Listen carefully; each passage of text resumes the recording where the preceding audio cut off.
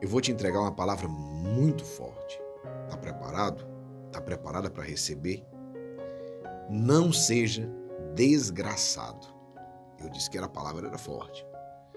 Hoje eu vou falar para você sobre a geração desgraçada e a geração vencedora.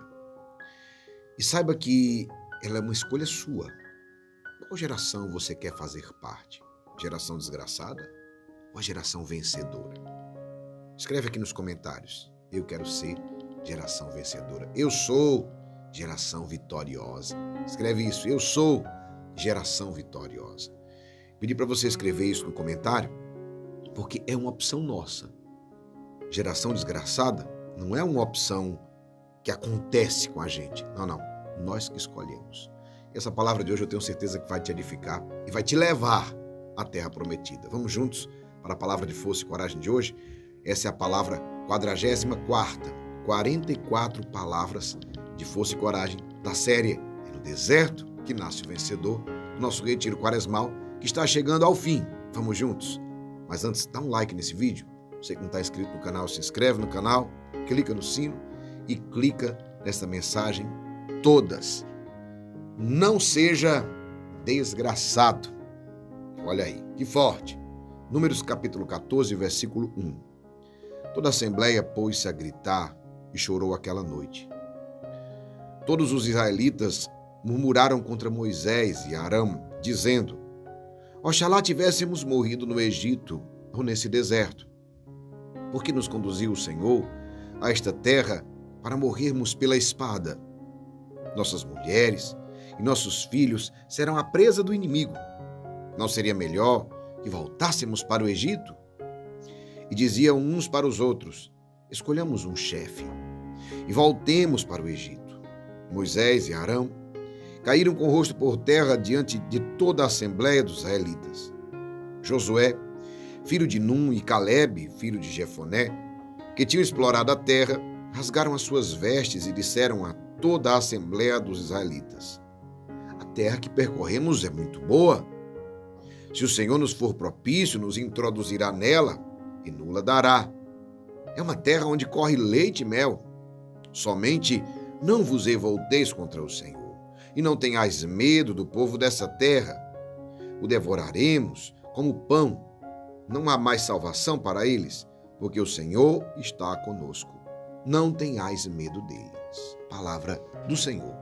Graças a Deus. Meus irmãos, os homens que foram designados a explorar a terra voltaram, e dois grupos.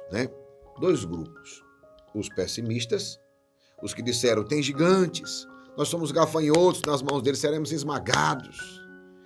Isso. Que mostraram só as dificuldades. E Josué e Calebe, eles dois que ficaram dizendo: a terra é bela, é a mais bela de todas as terras, vale a pena todo esforço, o Senhor está conosco, o Senhor nos dará, o inimigo não nos resistirá. Então, tinha umas duas versões, otimista e pessimista. Eles escolheram qual versão? O povo, a maioria do povo, escolheu qual versão? A versão dos pessimistas. Eles escolheram acreditar nos pessimistas. Em quem você escolhe acreditar normalmente? Nossa geração não é muito diferente daquela dos israelitas. Nós gostamos também do mesmo jeito, por mais que eu diga assim, não, eu gosto da versão otimista, não é verdade. A maioria de nós, talvez para alguns sim, mas para a grande maioria é diferente. Nós gostamos de dar atenção ao que é pior, ao que é ruim. Até as notícias ruins. Nós gastamos tempo vendo o que de pior tem acontecido. Se alguém faz uma mensagem positiva, você perceba pelas redes sociais, uma mensagem positiva tem algumas curtidas e etc. e visualizações. Mas quando é uma coisa negativa, falando mal de alguém, uma fofoca, uma destruição, um desastre, aí são milhões de visualizações. Vocês entendem? E isso fortalece até aqueles que gostam do mal. Por quê? Se eu crio um conteúdo ruim, negativo, falando mal, gera milhões de visualizações. Se eu gero um conteúdo bom, são poucas visualizações. Vocês entenderam? Isso daqui, estou dando um exemplo exatamente no mundo que a gente vive das redes sociais. Mas é em tudo. Às vezes a pessoa está falando uma coisa boa, ninguém presta atenção. E alguém está falando uma fofoca e está todo mundo lá saber como foi. E aí? Ou seja, a notícia ruim, o pessimismo, ele gera mais interesse do que a notícia boa, do que o otimismo, do que a boa nova. E aí, isso é muito forte, por quê? Porque isso alimenta a nossa murmuração. E a murmuração me leva a 3 coisas. E aí você precisa entender. Porque essas 3 coisas, elas nos bloqueiam completamente. E elas, mais que isso, elas impedem o nosso acesso à nossa terra prometida. Primeira coisa, quando eu começo a murmurar, ou seja, eu escuto coisas ruins, notícias ruins, coisas negativas, coisas pessimistas, a primeira coisa que me vem é medo, não é? A gente escuta notícia ruim, eita, eu vou ficando com medo. Você sabe que o medo paralisa. Quando eu me encho de medo, eu vou para um segundo passo. Depois de me encher de medo, e lembre-se, eu me encho de medo com aquilo que eu bebo. Se eu só bebo notícias ruins, vou dar um exemplo para vocês. Tem muita gente que entrou em profunda depressão na pandemia, em síndrome do pânico. Por quê? Porque só escutava notícia ruim. E teve gente que praticamente adoeceu gravemente de síndrome do pânico e nem pegou Covid. Vocês já pensaram? Ouviu tantas notícias ruins que adoeceu de algo que para a pessoa foi destrutivo. E a doença que ele teve tanto medo, ele nem pegou. Então entenda, a murmuração, ela me leva ao medo. E o medo me adoece. E o medo faz o segundo passo. Notícias ruins, pessimismo, me leva ao medo. O medo me leva a querer voltar atrás. Perceba que eles quiseram voltar atrás. Olha aqui, ó. Oxalá tivéssemos morrido no Egito ou nesse deserto. Escolhamos um chefe e voltemos para o Egito. Gente, depois de todo esse tempo, mais de 2 anos, vou querer voltar para a escravidão que não suportavam mais. Perceba, querer voltar atrás para um ponto muito ruim. No Egito eles estavam sofrendo muito, uma opressão gigantesca. Seus filhos estavam sendo mortos. Nasciam e eram jogados no rio. Já pensou uma opressão terrível? Você querer voltar para isso? O medo faz isso. O medo me faz querer voltar atrás. E quando eu estou querendo voltar atrás, eu preciso achar logo um culpado, que não seja eu. De quem é a culpa? Dos outros. É desse. É do meu pai, é da minha mãe, é do meu chefe, é do coordenador, é do padre, é do governo, sabe? É isso. É da igreja. A culpa são dos outros, que não seja eu. Versículo 4. E diziam uns para os outros, escolhamos um chefe e voltemos para o Egito. Essas 3 coisas me bloqueiam tanto, sabe? Que podem tentar argumentar que nós não damos mais ouvido. Quando eu me fecho nisso, no medo, querer voltar atrás, e quando eu acho um culpado, isso me bloqueia de tal forma que nós nos fechamos no pessimismo, no medo, na falta de confiança, na covardia. Ficamos revoltados de tal maneira que, por mais que digam, perceba aqui, olha o que aconteceu, versículo 6, Josué, filho de Nun, e Caleb, filho de Jefoné, que tinha explorado a terra, rasgaram suas vestes, disseram à assembleia, a terra que percorremos é muito boa. E se o Senhor nos for propício, nos introduzirá nela e nos dará essa terra. É uma terra onde corre leite e mel, somente não vos revolteis contra o Senhor, não tenhais medo do povo dessa terra. Não tenhais medo deles. Ou seja, por mais que eles dissessem, não resolveu. Quando a gente só escuta o pessimismo, quando nós nos tornamos pessimistas, vem o medo, vem o querer voltar atrás, achar um culpado, e por mais que digam, nós não queremos mais. Toda a assembleia estava a ponto de apedrejá-los, versículo 10. Toda a assembleia estava a ponto de apedrejá-los. Olha como é forte isso. Quando fazemos isso, nós perdemos a graça, e aí vivemos uma coisa chamada desgraça. Quando nós fazemos isso, nós perdemos a graça. Quando a glória do Senhor apareceu sobre a tenda da reunião, perceba aqui, quando eles caíram em desgraça, que eu dizia para você, não seja desgraçado. Isso aqui é forte. Quando a glória do Senhor apareceu sobre a tenda da reunião, a todos os israelitas, o Senhor disse a Moisés, até quando me desprezará esse povo? Até quando não acreditará em mim, apesar de todos os prodígios que fiz no meio deles?